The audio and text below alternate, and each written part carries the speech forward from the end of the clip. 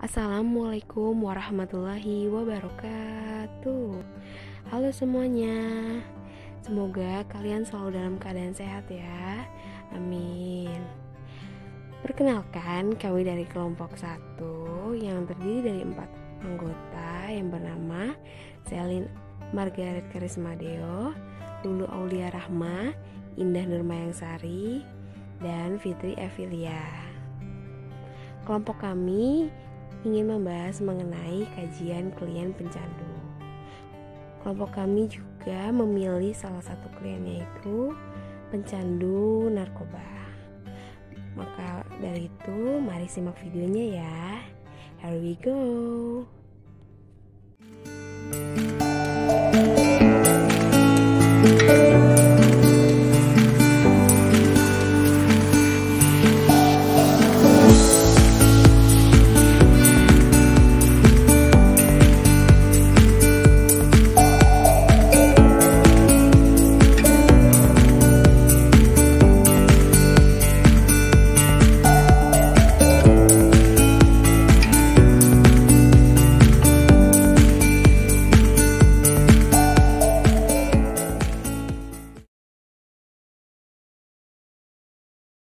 Apa itu pencandu narkoba?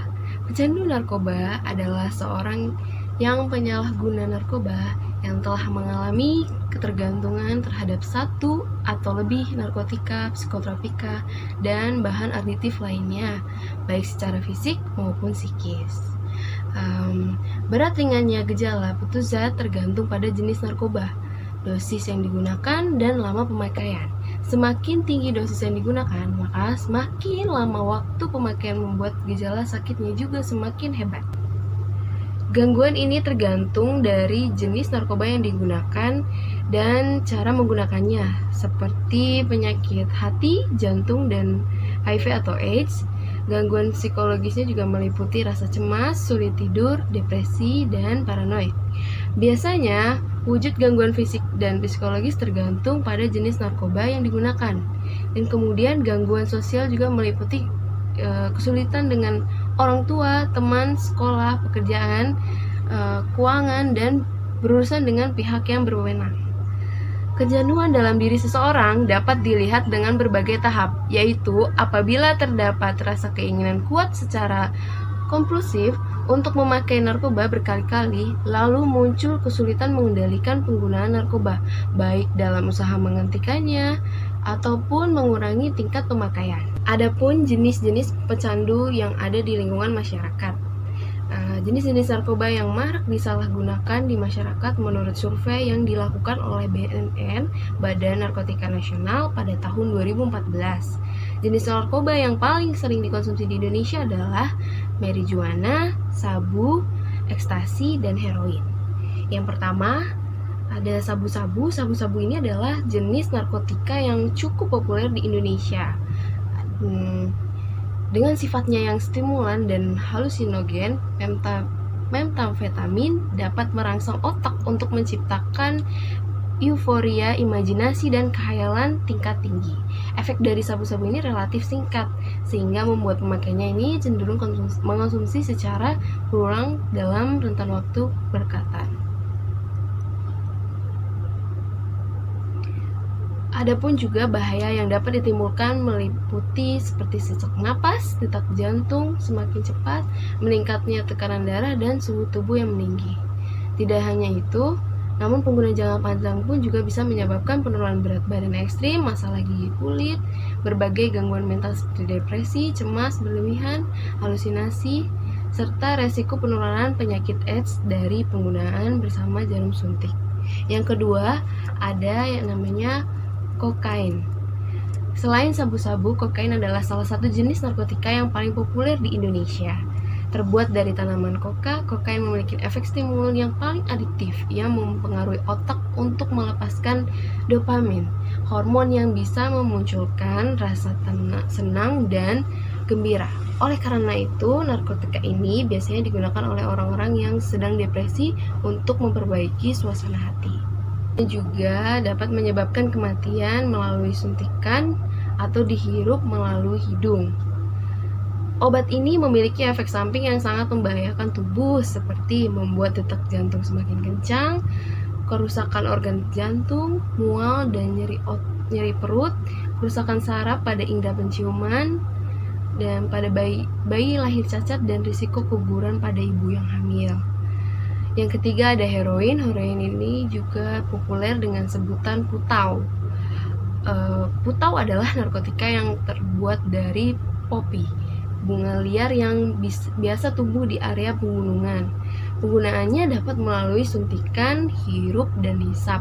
Obat terlarang ini mudah terserap ke dalam darah lalu terbawa ke otak.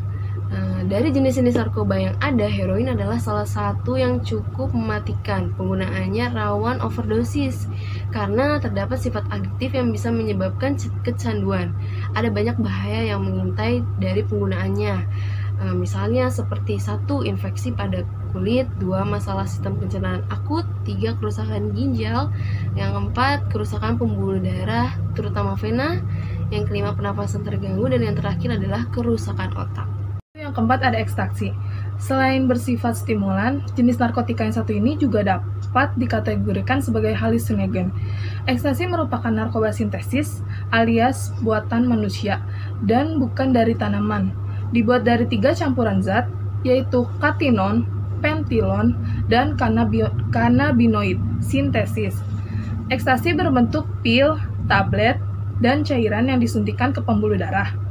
Bekerja dengan meningkatkan senyawa kimia yang ada di otak, seperti serotonin dan norepinefrin. Peningkatan hormon tersebut dapat mengubah suasana hati, mood, dan emosi. Pemakai akan merasakan euforia berlebih dari dorongan energi yang bertambah, tapi saat efeknya habis, penggunanya akan merasa kebingungan, cemas, dan bahkan sulit tidur.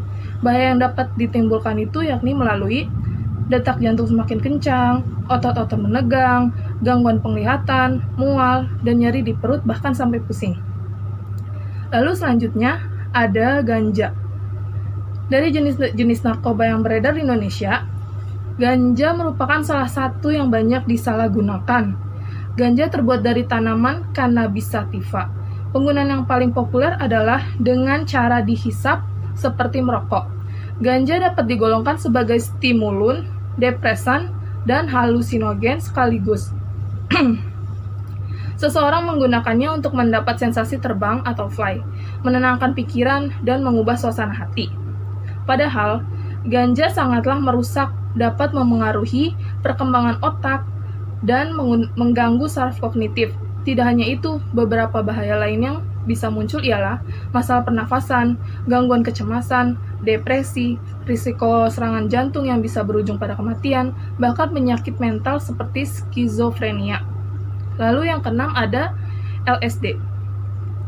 LSD merupakan kepanjangan dari asam lisergat dietilamida, populer sejak tahun 1960 hingga sekarang.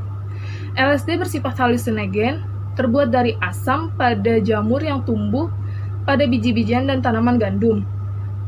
Sesuai dengan sifatnya, LSD digunakan untuk menciptakan halusinasi tingkat tinggi.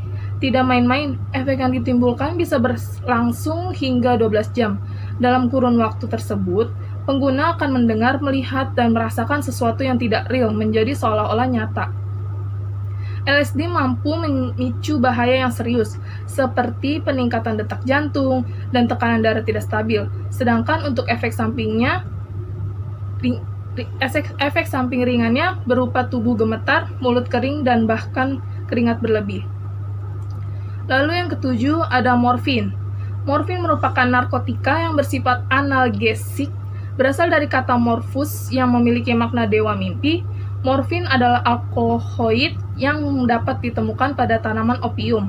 Sesuai dengan sifatnya, morfin mampu meredakan nyeri atau rasa sakit yang ada pada anggota tubuh. Beberapa obat-obatan umum juga masih ada yang mengandung zat ini, tapi dalam dosis yang ketat sesuai dengan saran kesehatan.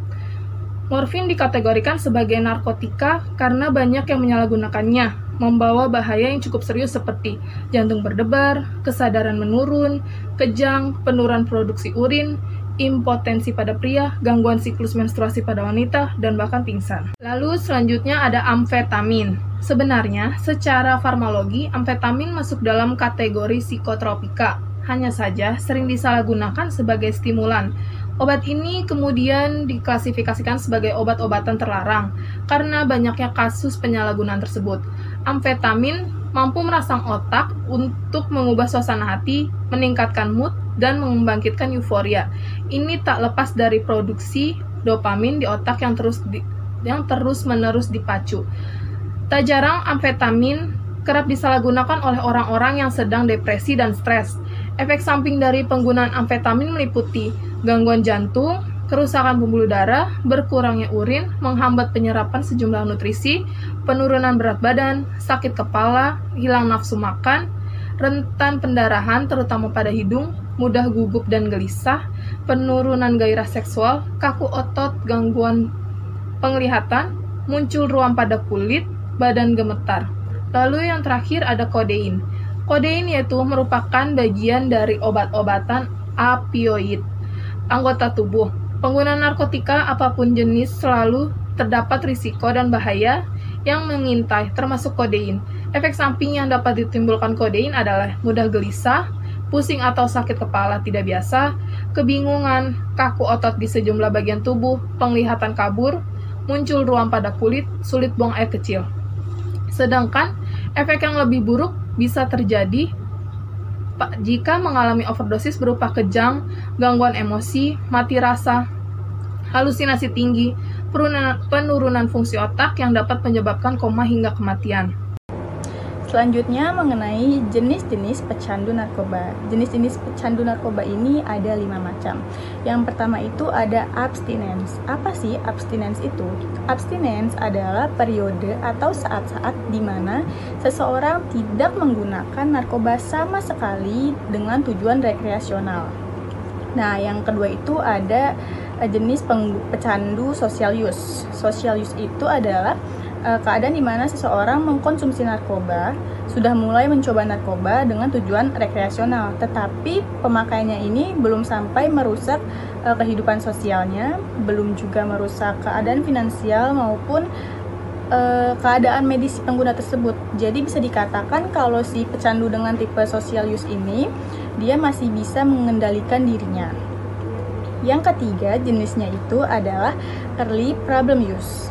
Apa sih early problem use itu? Jadi di tipe ini individu itu sudah mulai menyalahgunakan narkoba. Nah, dari penyalahgunaan narkoba ini juga sudah berdampak pada tingkah lakunya dia. Tapi masih dalam dosis yang rendah gitu. Kayak misalkan dia tuh masih kayak baru males sekolah, terus dia juga menarik diri dari lingkungan sosialnya. Jadi itu dia cuma mau bergaul sama orang-orang tertentu aja. Jenis pecandu narkoba yang keempat yaitu ada early addiction. Early addiction ini adalah kondisi di mana si pengguna mulai menunjukkan perilaku ketergantungan baik secara fisik maupun psikologisnya. Perilaku yang ditunjukkan oleh si pecandu ini juga sudah mulai mengganggu kehidupan sosialnya. Dia itu menjadi sulit untuk menyesuaikan kehidupan yang normal dengan kehidupan yang ia miliki saat berada di bawah efek dari narkoba. Nah, dia itu juga cenderung untuk melakukan tingkah laku yang melanggar norma-norma yang berlaku. Yang terakhir yaitu jenis pecandu narkoba safer addiction. Nah, safer addiction ini adalah seseorang yang dia ini hidup cuma untuk mempertahankan kecanduannya. Dia udah mengabaikan kehidupan sosial, bahkan dia juga sudah mengabaikan dirinya sendiri. Jadi hidupnya itu nggak ada tujuan, pokoknya hidup cuma untuk mengkonsumsi narkoba. Ini menjadi golongan pecandu narkoba yang paling berat. Nah, pada kondisi orang yang di jenis kelima ini, orang itu akan berani melakukan apapun itu, kayak tindak kriminal, dia bisa saja menyakiti diri sendiri atau menyakiti orang lain. Pokoknya apapun itu akan dilakukan agar ia bisa memperoleh narkoba. Karakteristik klien pengguna narkoba. Jadi karakteristik para pengguna narkoba ini ada beberapa. Yang pertama ini, para pecandu narkoba akan sangat mudah mengalami perubahan suasana hati. Jadi pakar Kesehatan menyebutkan bahwa ciri-ciri atau tanda-tanda yang paling mudah dikenali dari seorang pecandu narkoba adalah dilihat dari suasana hatinya. Jadi suasana hati para pecandu ini sangat mudah berubah. Dalam satu waktu ia bisa saja saat itu sedang merasa senang. Namun beberapa saat kemudian dengan hitungan waktu yang cepat ia bisa saja tiba-tiba menjadi murung, menjadi sedih, atau menjadi marah. Nah, pokoknya perubahan suasana hati itu berlangsung dalam waktu yang sangat sekejap. Nah, perubahan-perubahan ini itu terjadi karena efek dari narkoba yang ia konsumsi. Karakteristik pecandu narkoba yang kedua yaitu ada depresi dan euforia. Jadi, para pengguna narkoba yang baru saja menggunakan narkoba dan efeknya itu sudah bekerja di tubuhnya, mereka akan merasakan euforia yang berlebihan. Padahal kalau menurut kita, orang awam yang tidak mengkonsumsi narkoba, hal itu ya hal yang biasa aja, malah tuh kayak apa sih kok gitu aja seneng. Tapi itulah yang dirasakan oleh para pengguna narkoba. Nah, si para pengguna narkoba ini juga bisa merasakan depresi. Mengapa mereka bisa depresi? Mereka biasanya akan merasa depresi apabila efek dari narkoba yang mereka gunakan tuh udah habis. Jadi, belum pakai narkoba tuh mereka merasa tertekan, merasa depresi, mereka tuh merasa kayak butuh pendorong gitu. Nah, kalau mereka udah pakai si narkoba ini, maka mereka itu akan balik lagi. Mereka akan merasa euforia, segala kegelisahan di diri mereka tuh akan hilang dengan bantuan efek dari narkoba tersebut. Oke, baik, selanjutnya teman-teman, ada perubahan penampilan. Nah, biasanya bagi pecandu narkoba ini lebih terlihat banget ya perubahannya di penampilan mereka, khususnya di perubahan fisiknya. Bagi pengguna narkoba ini biasanya tuh badan mereka terlihat lebih kurus, terus sulit untuk fokus, terus hidungnya mereka tuh terasa terus gatal, muka yang terlihat juga tirus ya di bagian sini gitu, terus mata yang terlalu kering atau merah, dan beberapa kasus itu juga pengguna narkobanya mengalami pembengkakan pada matanya. Terus selanjutnya ada pupil yang melebar, kerusakan gigi, penurunan berat badan yang signifikan, kulit pucat, rambut rontok, dan adanya luka yang tidak akan sembuh. Sementara bagi pengguna ganja, sebagian bahkan bisa menjadi lebih gemuk gitu. Jadi mereka tuh merasa cocok setelah memilih jenis narkoba ganja tersebut. Yang selanjutnya, yang keempat ini, mulai melakukan tindakan kriminal bagi mereka yang sudah menjadi pecandu narkoba, namun tak lagi punya uang untuk mendapatkannya. Jadi mereka ini berusaha bagaimana mungkin mereka mendapatkan uang gitu untuk membeli si narkoba tersebut untuk memenuhi keinginan mereka gitu. Dan mereka juga bisa menjadi lebih kasar, yaitu dengan melakukan tindakan kriminal seperti memaksa orang lain memberikan uang atau bahkan mencuri dan tindakan melawan hukum lainnya.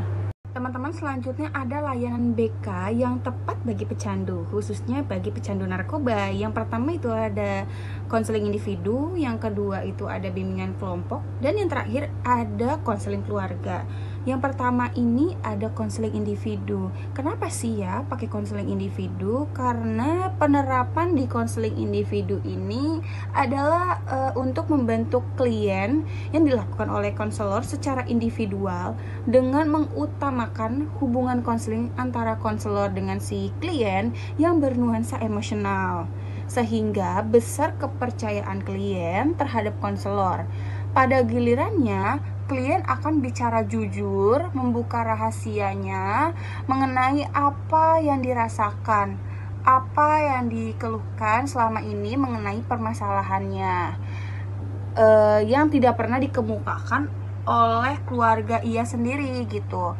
Lalu selanjutnya, konseling individu ini juga bertujuan untuk menanamkan kepercayaan diri klien atas dasar kesadaran diri. Untuk apa sih? Yaitu yang pertama, yaitu untuk tidak menyalahkan orang lain atas kecerobohan dan kesalahannya mengkonsumsi narkoba. Lalu yang kedua, menumbuhkan kesadaran untuk mengambil tanggung jawab atas perbuatan yang destruktif yang dilakukan selama ini dengan menerima segala akibatnya, seperti keluar dari sekolah atau kuliah, lalu kehilangan pekerjaan, dijauhi orang yang dicintai, dan lain sebagainya. Lalu yang selanjutnya ada menerima realita hidup dengan jujur.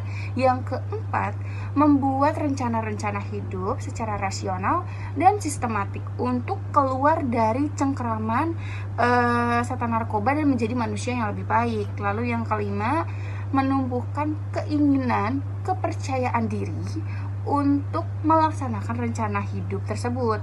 Nah, selanjutnya ini ada prosedur konseling individual, yaitu adalah sebagai berikut. Yang pertama, ini konselor menciptakan hubungan konseling yang menumbuhkan kepercayaan konseling terhadap konselor, sehingga konseling menjadi jujur dan terbuka, bersedia mengatakan segala isi hati dan rahasia pribadi berkaitan dengan kecanduannya.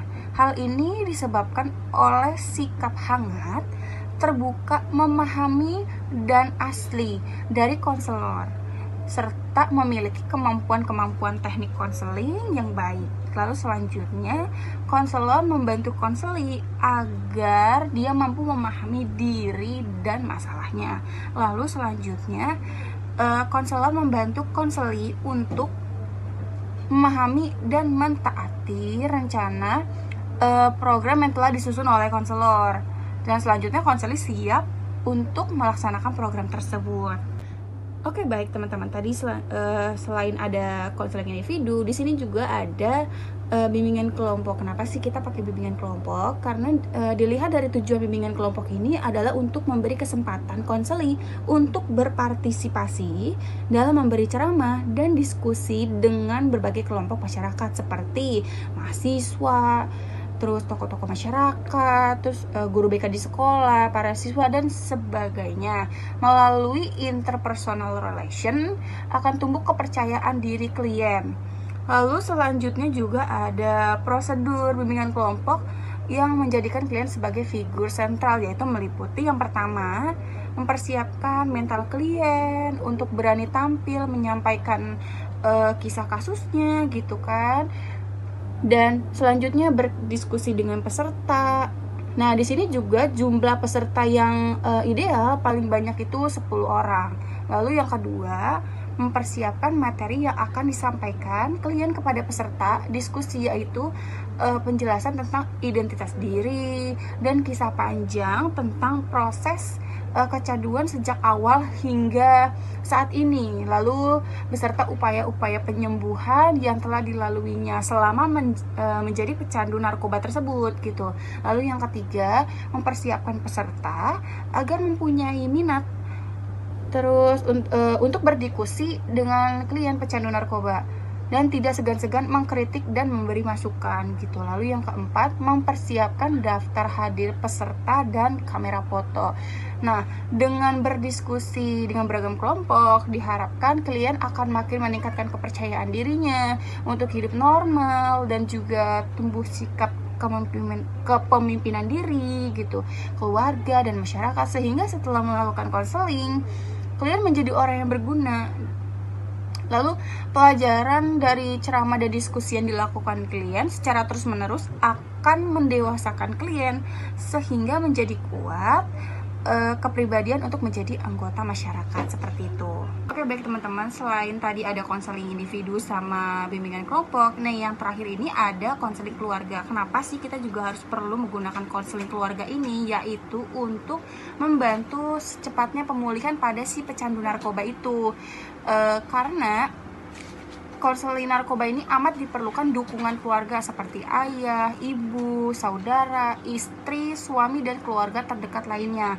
Fasilitator konseling keluarga adalah si konselor, sedangkan pesertanya adalah konseli atau orang yang mengalami kecanduan tersebut dan sebagainya. Nuansa emosional yang akrab harus mampu diciptakan oleh konselor agar terjadi keterbukaan klien terhadap keluarganya. Sebaliknya, anggota keluarga mempunyai rasa tanggung jawab yang tinggi terhadap pemulihan si konseli. Dampaknya adalah tumbuh rasa aman, percaya diri, dan rasa tanggung jawab klien terhadap diri dan keluarga. Untuk mencapai keberhasilan konseling keluarga, maka proses yang harus ditempuh adalah sebagai berikut. Yaitu yang pertama adalah menyiapkan mental klien yang mengalami kecanduan narkoba untuk menghadapi anggota keluarganya. Alasannya kenapa sih? Karena ada sebagian anggota keluarga yang jengkel, marah, dan mungkin kesal dan sebagainya dengan kelakuan konseli yang mereka anggap tuh udah rusak gitu. Lalu mempersiapkan mental konseli berarti dia harus berani menerima kritikan-kritikan anggota keluarga dan siap untuk berubah kepada kebaikan sesuai harapan keluarganya. Lalu yang kedua, memberi kesempatan kepada setiap anggota keluarga untuk menyampaikan perasaan terpendam, kritikan, dan perasaan-perasaan negatif lainnya terhadap konseli. Di samping itu juga ada kesempatan untuk memberi saran, pesan, keinginan terhadap konseli agar dia berubah. Lalu selanjutnya ini, konselor memberi kesempatan kepada konseli untuk menyampaikan isi hatinya berupa kata-kata, pengakuan jujur atas kesalahan-kesalahan, serta penyesalan terhadap masa lalu. Kemudian konseli mengemukakan harapan hidup, masa depan, dan diberi kesempatan untuk berbuat baik terhadap diri, keluarga, dan masyarakat. Lalu ini yang keempat, ada mengemukakan kepada keluarga. Di sini konselor mengemukakan kepada keluarganya dan tentang program pemulihan konseli secara keseluruhan. Nah, maksudnya apa sih? Di sini maksudnya adalah untuk supaya keluarga konseli ini menaruh kepercayaan lagi terhadap semua upaya konselor bersama si konseli tadi gitu. Selanjutnya keluarga akan mendorong penyembuhan konseli dengan tulus dan kasih sayang. Nah, yang terakhir ini ada konselor meminta tanggapan keluarga tentang program tersebut. Di samping itu diminta juga tanggapan mereka terhadap keadaan konseli saat ini. Demikian juga tanggapan konseli terhadap program yang telah disusun si konselor tadi, dan juga tanggapan terhadap keluarganya. Tanggapan-tanggapan dari kedua pihak terhadap program yang disusun, konselor amat penting supaya semua pihak, terutama konseli, sungguh-sungguh di dalam menjalankan program pemulihan dirinya. Baik itu adalah ketiga layanan BK yang tepat bagi pecandu, khususnya untuk